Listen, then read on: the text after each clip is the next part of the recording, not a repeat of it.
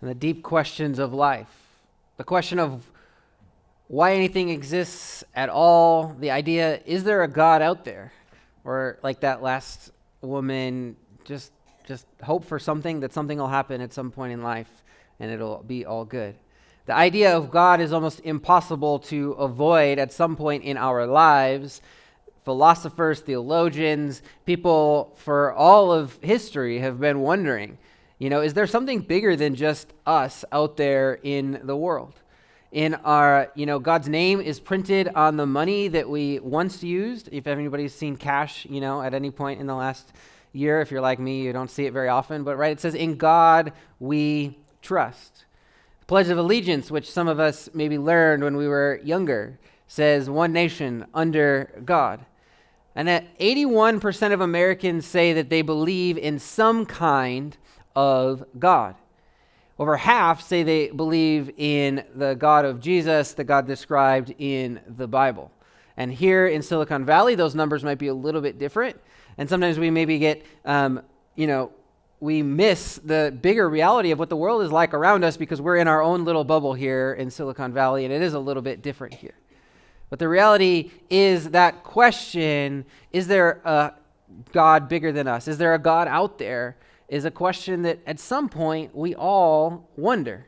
Even if we conclude even to not believe, there is some aspect of faith revolving around that question. Faith of either a God that I can't fully see, and I'm going to choose to believe in him, or, I'm going to choose not to believe in anything and just that I'm here for this short life. And it's not just adults that wonder about the idea of God. I found some letters this week. Thank you to the internet for providing these to us from some children. And this is some of the favorites that I found this week. Dear God, it is great the way you always get the stars in the right places, right? Just happen to get them in the right places every night, God. And then there's this one who said, please, God, put another holiday between Christmas and Easter. There is nothing good in there now. That was Ginny. And I grew up in Minnesota, and our school calendar, you get Christmas off, and there's nothing really until Easter out here. A lot of our schools get a week break, but I get growing up what she experienced. And then we got Norma. Did you mean for the giraffe to look like that, or was it an accident? God. And then here we go. Nan says, I bet it is very hard for you to love everybody in the world. There are only 4 people in our family, and I can never do it. And the last one might be my favorite. Dear God, thank you for the baby brother, but what I prayed for was a puppy. Joyce. Right? We wonder, is there a God out there? Do our prayers get heard? Or do they just kind of go out into the nothingness of space? It's easy to laugh at these letters from children whose questions might go unanswered, whose thoughts might go unanswered. The question in the back of our mind often in life at some point is there a God? And is it believable that there is a God? Is he real or not real? If you've been with us over the past couple weeks, you know that we're journeying with a couple hundred other churches here in the Bay Area with this series, Explore God, asking some of life's biggest questions. And we want you to know, if you're here with us, that you're welcome here. And we're glad that you're here to just explore these questions with us.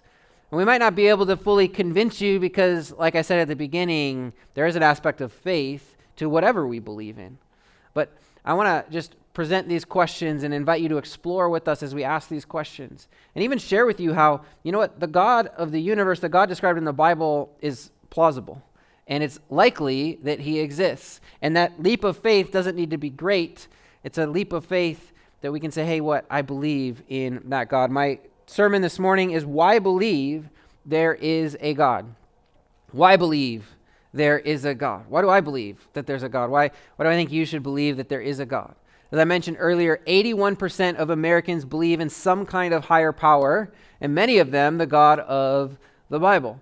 Sometimes those who deny the existence of God believe that educated people don't believe in God. And I could give you a couple hundred examples of many really smart people who have believed in God, but I want to take 2 here this morning. The first is Albert Einstein, who said, "Everyone who is seriously committed to the cultivation of science becomes convinced that in all the laws of the universe is manifest a spirit vastly superior to man, and to which we, with our powers, must feel humble." There's something out there, right? There's something that has put this all together for us. And perhaps not quite as well known, we're going to take a look at this video clip in a second of Francis Collins, and this clip comes from Alpha. It's a course that we do here every so often at Tekoa, exploring life's big questions, just like this series we're in right now. And I love this clip of just how even science led this man to conclude, you know what, there is a God out there. So take a look at this. Fact in history. I hadn't realized how many of the pioneers of modern science were believers.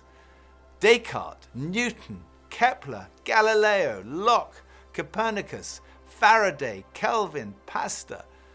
Francis Collins, one of the greatest scientists of our time, was director of the Human Genome Project, mapping the 3 billion letters in the human DNA, considered by many to be the most significant scientific undertaking of our time. He describes how he encountered Jesus and came to believe in the truth of Christianity. Well, in the home where I grew up, faith was not something that was talked about very much. My father was a professor of drama, my mother a playwright. When I went to college and those discussions in the dorm late at night about religion began to occur, I had no particular reason to attach value to a faith system. It had never been something I was familiar with or had internalized at all. And I assumed that any religious feelings that anyone held must be on the basis of some emotional experience, and I didn't trust those, or on the basis of some childhood indoctrination, which I felt I was fortunate to have missed. I loved the experience of learning about the human body and all of the components of that, and I particularly loved being introduced to genetics. But then I ended up in the medical school curriculum sitting at the bedside of patients with diseases. This was no longer an abstract study of molecules and organ systems. These were real people. And one afternoon, one of my patients, a wonderful elderly woman, much like a grandmother, who had very bad heart disease. She had a particularly bad episode of chest pain while I was with her. She got through it, and at the end of that, explained to me how her faith was the thing that helped her in that situation. She realized that the doctors around her weren't really giving her that much help, but her faith was. And after she finished her own very personal description of that faith, she turned to me, and I had been silent, and she looked at me quizzically, and she said, "What do you believe, doctor?" And ultimately, I had to admit to myself that her question had made me realize that I had arrived at an answer to the most important issue that we humans ever deal with. Is there a God? And I had arrived there without ever really looking at the evidence. And I was supposed to be a scientist. If there's one thing scientists claim they do is to arrive at conclusions based upon evidence. And I hadn't taken the trouble to do that. I was greatly assisted by a pastor who lived down the road, who I went and asked about all this, and who gave me a copy of C.S. Lewis's wonderful book, Mere Christianity.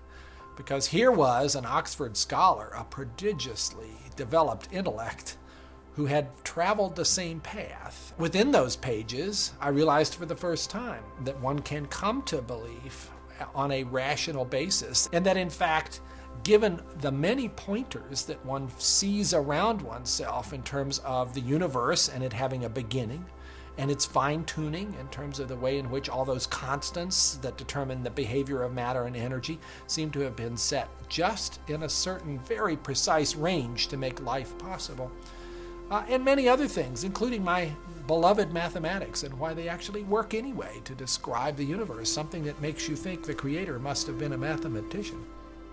That brought me then to the person of Jesus Christ as a person who was historically extremely well documented. That was news to me. I thought Christ was as much myth as history, and I realized after reading more about it, this was a historical figure upon which we have a great deal of evidence for his existence and his teachings, and even his rising from the dead in a literal way. That day at my patient's bedside started a journey for me. A journey that I was reluctant to begin, but I felt I needed to. A journey that I thought would result in strengthening my atheism, but to my surprise, resulted in my conversion.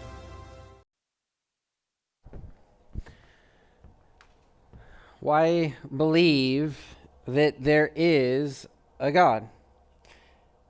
And we could go on talking about famous smart people that have believed in God, philosophers, theological arguments, philosophical arguments, ontological arguments, all of these really big things. Some of you might care a lot about those, maybe a couple in the room, and some of you say, I don't really care about that at all. And that's the interesting thing about following God and coming to a conclusion about him. I think we all have our own journey, and we all need to come to a conclusion slightly differently. And I know even for my own journey, I think there's a part of my faith that is based on the rational, scientific reality that it's likely that God exists and is true, and that's plausible. But there's also an aspect of faith, of my experience of God, that helps me have that faith. And for many of us, it's some combination of those two things. Some of us are extremely rational, some of us are extremely experiential, and many of us are somewhere on that spectrum of how we come to believe in God, or make a decision, at least, whether we do believe in God or not. Our answer to why we believe in God can't just be intellectual. It often needs to be experiential as well. Right? You can't just believe for no reason. And my own journey was of believing and doubting and believing and doubting again over the course of my life until I'm here starting this church because of a firm belief and faith in God. I thankfully was led to know who Jesus was at a very young age from my parents because of some difficult life circumstances. And I got a little older and said, I don't know if I believe that anymore. And I got a little bit older and said, okay, I do believe that. Got a little bit older, I said, I don't know if I believe that anymore. And then I said, oh, okay, I do believe that. And then I went to college, and I went to go study Bible in college because I wanted to really dig into this. And I said, you know what, I want to actually ask the questions. Is the Bible true? Do these things really happen? Does God exist? What are the actual answers to these questions? Are there answers to these questions? Or is this just a bunch of Christians saying, hey, you should believe in this God who we read about in the Bible? And I went through this faith journey, and it got me to this point where I said, you know what, it is plausible that this God exists. Matter of fact, it's likely that God exists from the scientific, the historical evidence that we have. But then I said, I can't 100% prove it. Nobody can 100% prove that he's real from just historical evidence that we might read about in the Bible or in other ways. I said, what do I do now? And I, praying through that and searching for that God, I said, you know what? It's likely, it's plausible, it's the most plausible thing that God is real. And then I said, but you know what? As I look around in my experience of life, as I've experienced him, God has changed my life. I went from somebody that didn't know, we were talking about this in our Tekoa group this week, I was sharing how when I was younger, I didn't know what love meant. I didn't know how to love anybody else. I was a very selfish person. And God changed my character and who I am and taught me to be different. And it wasn't a change that I just made on my own. I needed help to make that change. And I looked around and I said, you know what? I've seen God work in my friends' lives. I've seen him work in other people's lives. And there's still questions I have, but the evidence I have around me is that I've seen God at work in the world around me. And together, my experience of God and my intellectual belief of God being likely true together said, you know what? It's not a very big leap of faith for me to believe in him. And has created in me a solid faith in God that said, you know, I believe him so much, and it's so important that I'm going to start a church with my wife and a bunch of other people to help other people connect to that God, because it's so important that we know who he is. It matters so much. But I want to let you know, because we only got a little bit of time today, I've looked at the evidence. I've wrestled through the questions. Matter of fact, when I was living in Boston, I was leading a young adult ministry, and there was a grad student at Harvard, and he was smarter than I am. And I was talking with him one day over coffee, and he was wrestling through the questions of faith. And he said, you know what, it's so encouraging that you've wrestled through these questions and actually asked them. and actually looked at the questions and the evidence and didn't just say, I'm going to ignore the questions and just take it on faith. But I'm going to actually wrestle through the questions and say, I'm wrestling through it, and my conclusion is that after wrestling through it, God is real and he exists, and the God of the Bible really did the things that are recorded in the Bible, and Jesus really came, and he really died, and he really rose from the grave. And our belief in him changes our lives. And he said, you know what, it's so encouraging as I'm wrestling through this that somebody else actually wrestled through it as well and has a faith in God. How can we have that faith? How can we have that faith? I don't know what you're wrestling with. I don't know how you came in this morning where your belief in God is at. Maybe you've been part of a church. Some of you, God seemed so real at one point in your life, but someone or something came along, and now God feels like maybe a distant relative living on the other side of the world. Or maybe you've been part of a church, or you've been burned by a friend or a small group or even a staff member, and you've thought, you know what, if that's what God's people are like, I'd rather not be a part of them. Or maybe every version of God's people that you've seen on display, maybe it seems a little narrow-minded to you. And many of us know people who have deconstructed their faith in this world around us, especially here in Silicon Valley. And what was once a passionate, intimate relationship with God has turned into a crumbling mess of faith that's practically no faith at all. Many people, even during COVID, right, kind of just fell slowly away from a faith in God. And if that's been your experience or something similar, I don't blame you for feeling the way that you feel, but I'd also be willing to bet that your experience is broader than just those experiences, the bad ones of life. There are probably other moments in your life that point in the other direction, that point to there being a God who is loving and good and who is at work in the world around us. Moments of wonder that maybe took our breath away. Moments that seem to point in some way to God. And I mentioned earlier that we lead Alpha here at times at Tekoa, and the very first one of these that we led, there was a woman that was going through Alpha, and we were looking at the questions of God, and she's like, I have some really big questions about God.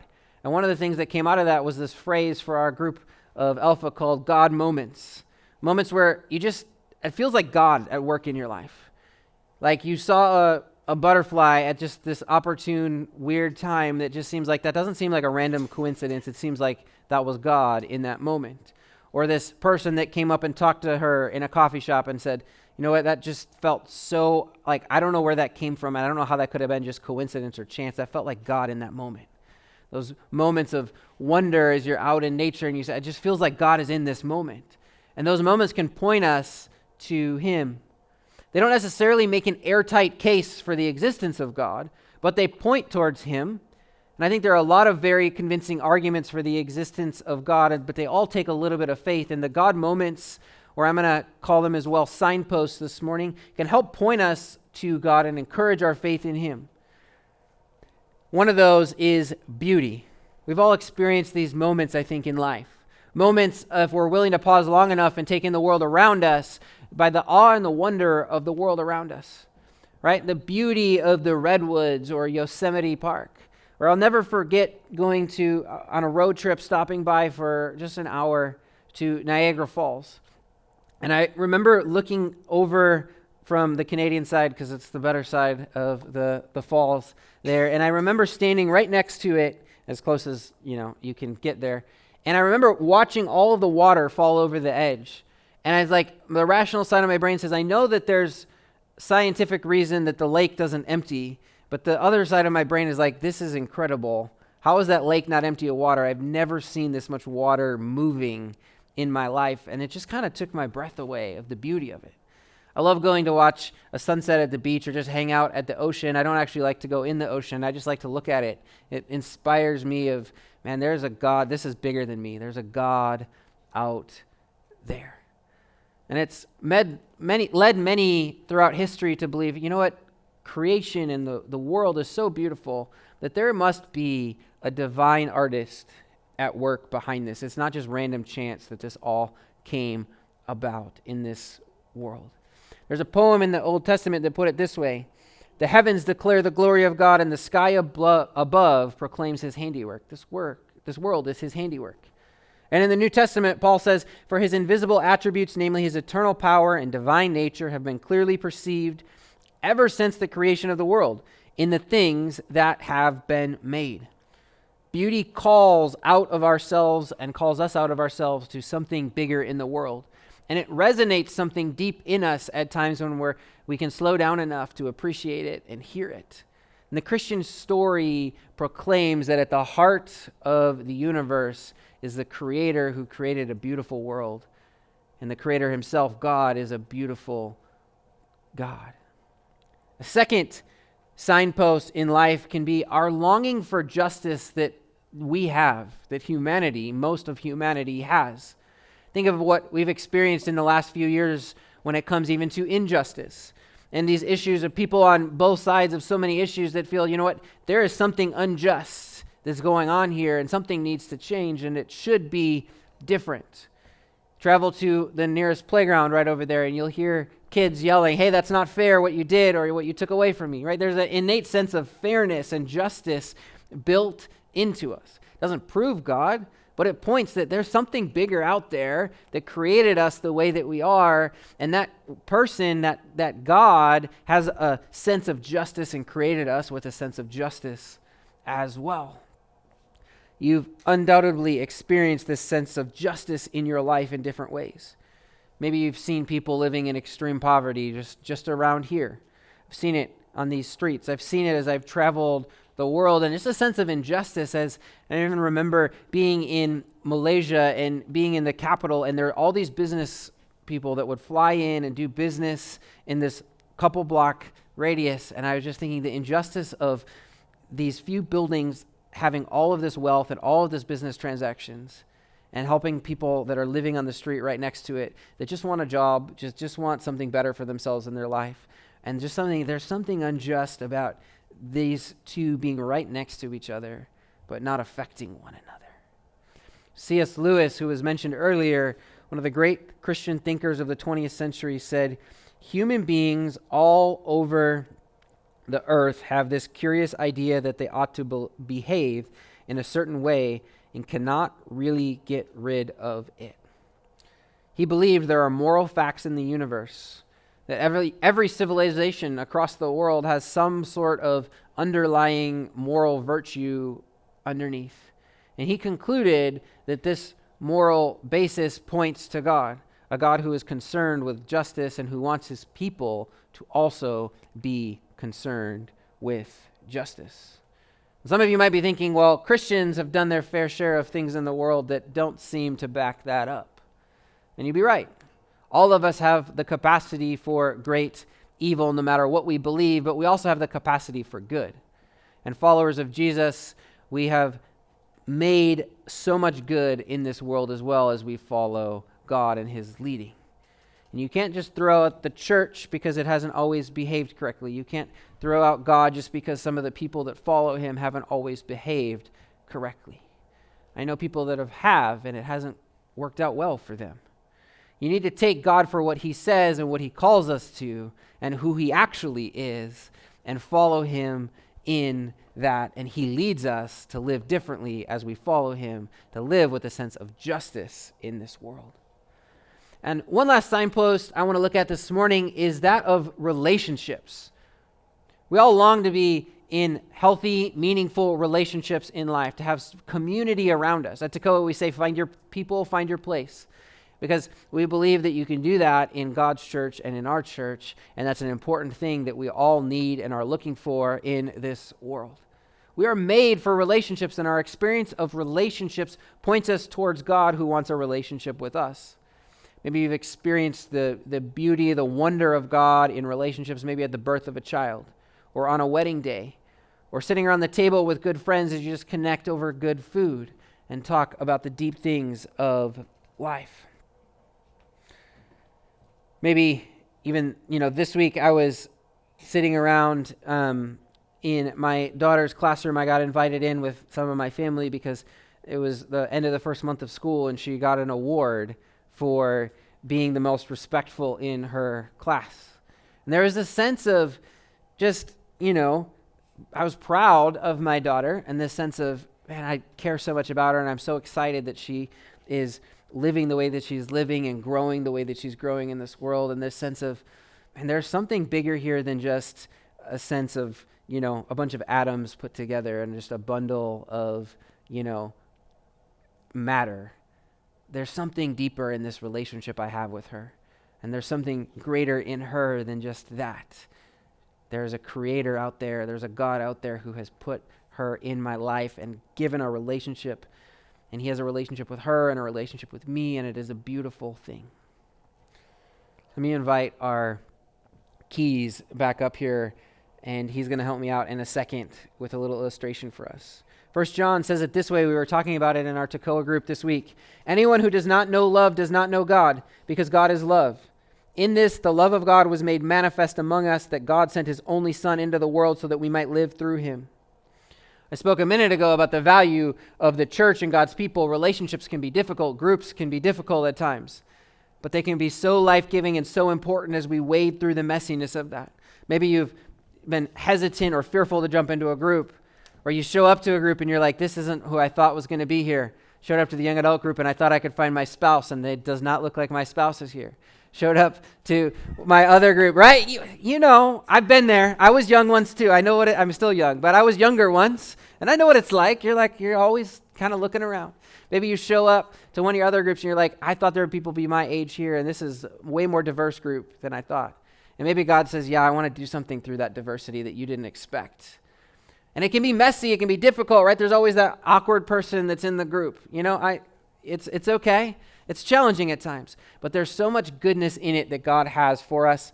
And before I move on and before we bring in the piano here that's going to help me out, I just want to encourage you, if you didn't jump into one of our Tekoa groups this last week, there's 7 weeks left of this fall semester. It's not too late to join one this week. Nobody will look at you funny for missing the first week. Many people missed the first week that couldn't make it for one reason or another. Jump into one of those groups coming up this week. It can make all the difference in your life.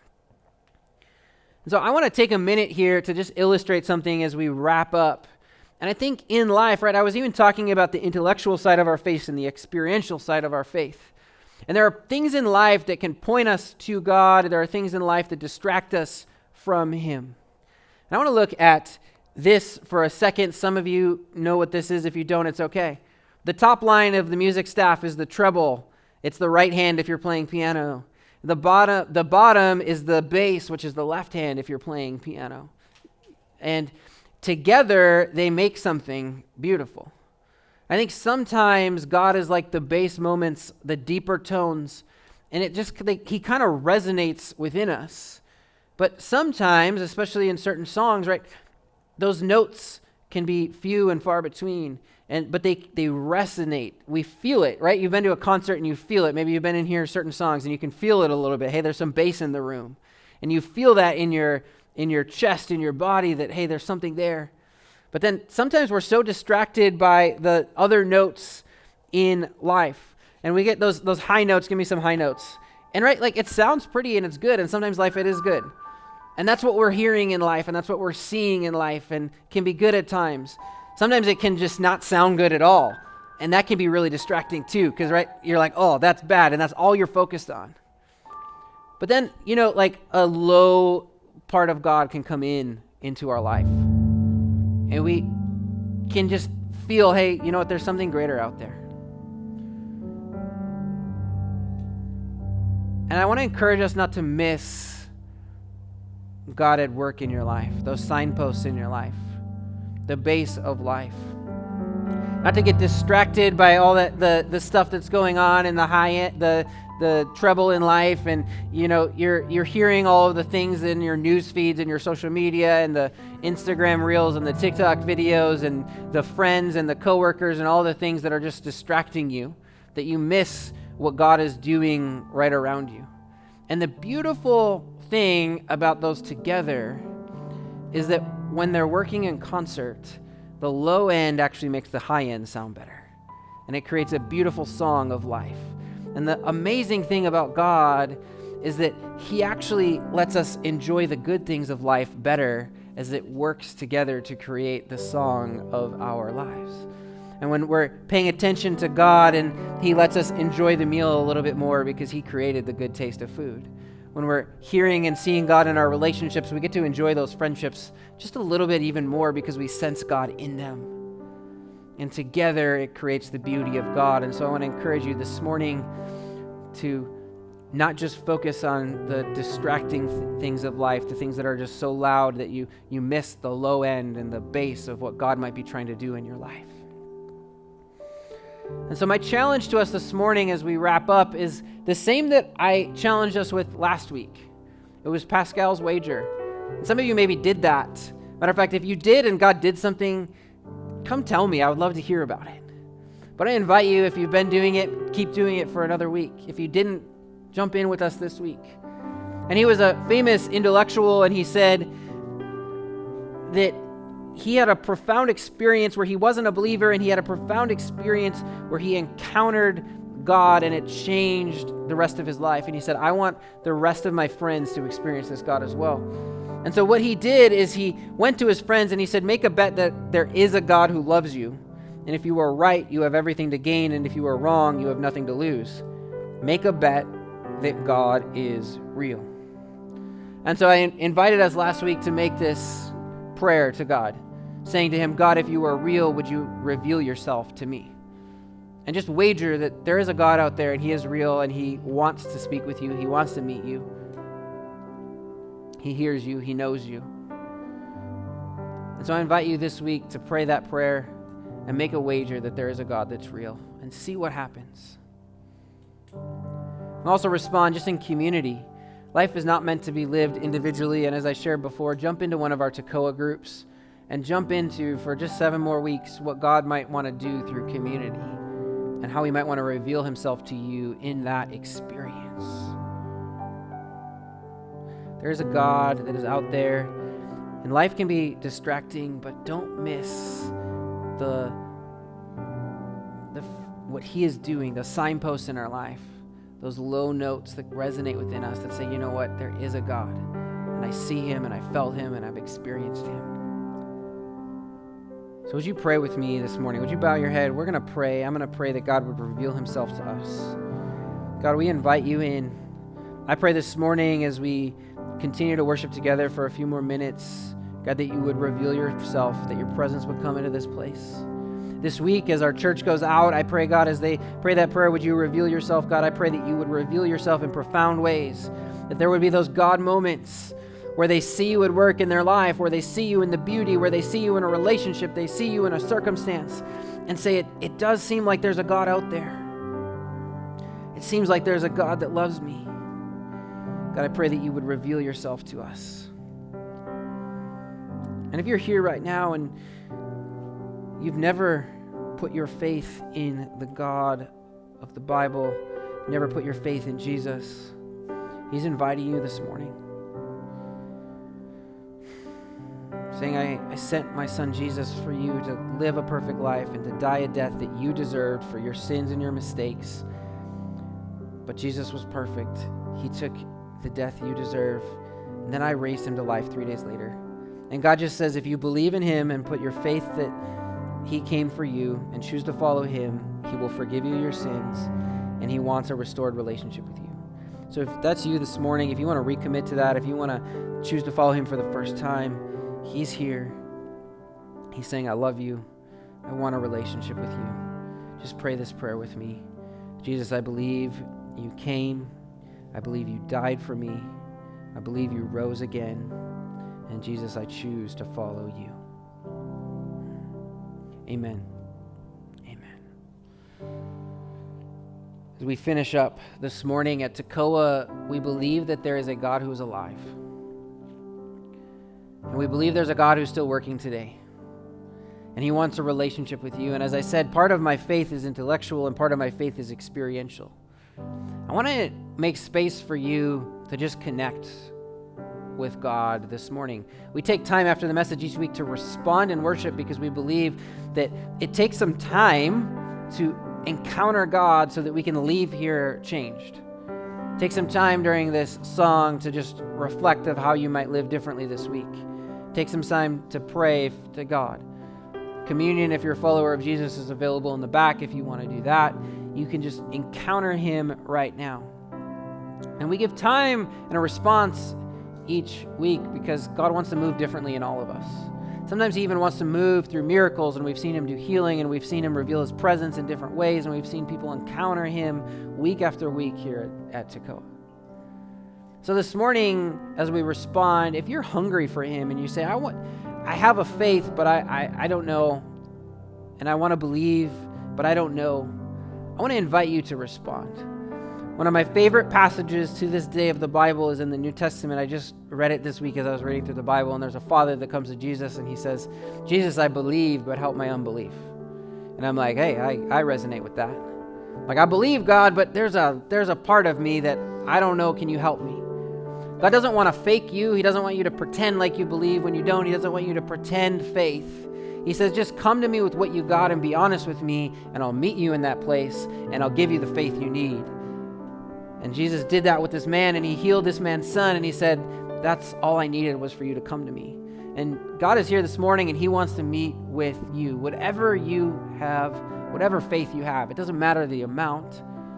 He just wants you to come to him. And he'll meet you right in your chair. He'll meet you as you stand up. He'll meet you as you worship here. But I invite all of us, when we stand up together, we're going to worship together this God. And I invite you to just connect with him this morning. Pray that prayer, God, if you're real, would you reveal yourself to me? As the band leads us in just inviting the Holy Spirit into this place. And as we respond as well, I'm going to be down here in the front. And if you are hungry for God this morning, I want to invite you to come, and I'm going to pray over each person that comes up here. And I'm going to pray that God would reveal himself uniquely to each person this morning. That you would have an encounter with him. You don't have to have a perfect faith to come up. You can be nervous. God will meet you where you're at. There's nothing special about it other than just you saying, God, I want you and I'm hungry for you so much that I'm going to come seek you. And I believe that God is going to reveal himself in new ways to people here this morning. So I invite you, let's worship together. If you want to come down to the front, I'm going to pray for you as we worship together, but take some time, connect with God. And if you need him this morning, just cry out to him. If you're hungry, if you say, I don't know if I believe, but I want to believe, just pray that prayer. God, would you reveal yourself to me? Let's worship together.